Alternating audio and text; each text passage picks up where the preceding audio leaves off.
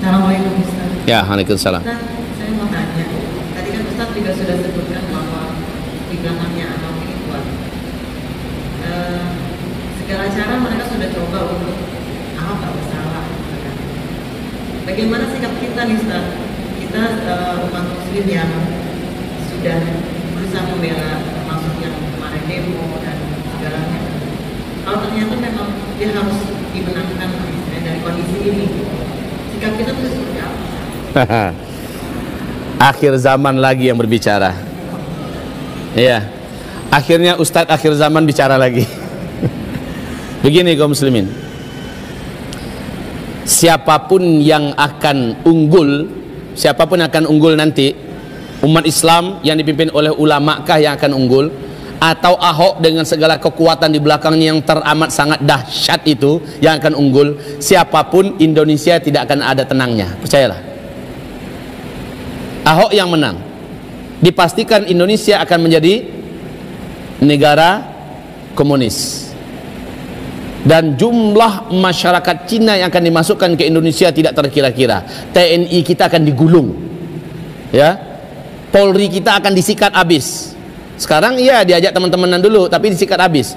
Hal ini disadari oleh Panglima TNI kita, ya, disadari dengan benar.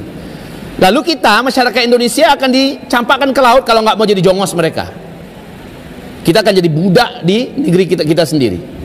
Itu kalau Ahok tetap naik, karena Ahok ditarget menjadi orang nomor 1 di Indonesia. Melalui Ahok pintu-pintu komunisme di Indonesia ini akan terbuka lebar. Satu. Yang kedua, jika dia kalah, jika dia umpamanya dipenjarakan atau ternyata ditembak dengan makar yang sangat keji, umpamanya dia dibunuh, maka dampaknya yang paling berat itu adalah bagi rakyat Indonesia dan kaum muslimin. Kalau dia kalah adalah dampaknya bagi kita. Naik Agus, naik Anies, atau siapapun orang yang naik, sekaliber malaikat pun naik, Indonesia akan chaos. Pasti Indonesia akan chaos. Kenapa bisa begitu? Karena raksasa-raksasa yang ada di belakang Ahok akan membuat berbagai macam manuver, membuat Indonesia ini akan menjadi negeri yang tidak akan tenang. Itu pasti. Ya. Lalu bagaimana pilihan kita? Kita makan buah si malakama. Saya menganjurkan dan menyarankan, cukup bagi kita berjuang sesuai dengan amanah. Ulama menggerakkan, kita bergerak, ya. Ulama menginstruksikan, kita sami'na wa ata'na.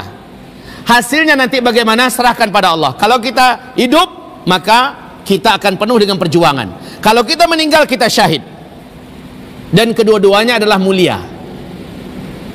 Sebenarnya agak nyerempet masuk ke pengajian kita nih, iskariman au mut syahidan, hiduplah mulia atau matilah syahid. Buat apa hidup tapi hina di negeri sendiri, dikangkeng orang kafir, akidah kita dipelorotin oleh komunis dan Syiah dan ajaran lainnya yang menyesatkan di Indonesia. Hina kita di tanah air kita sendiri.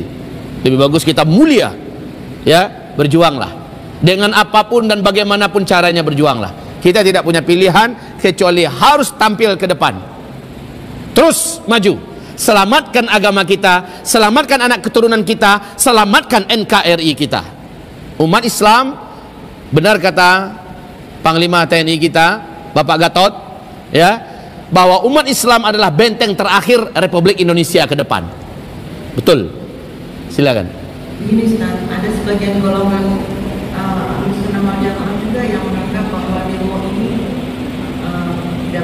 tidak benar, tidak sesuai tuntunan Rasulullah, dianggap khawarij, dianggap yang murtad dan segala macam gitu.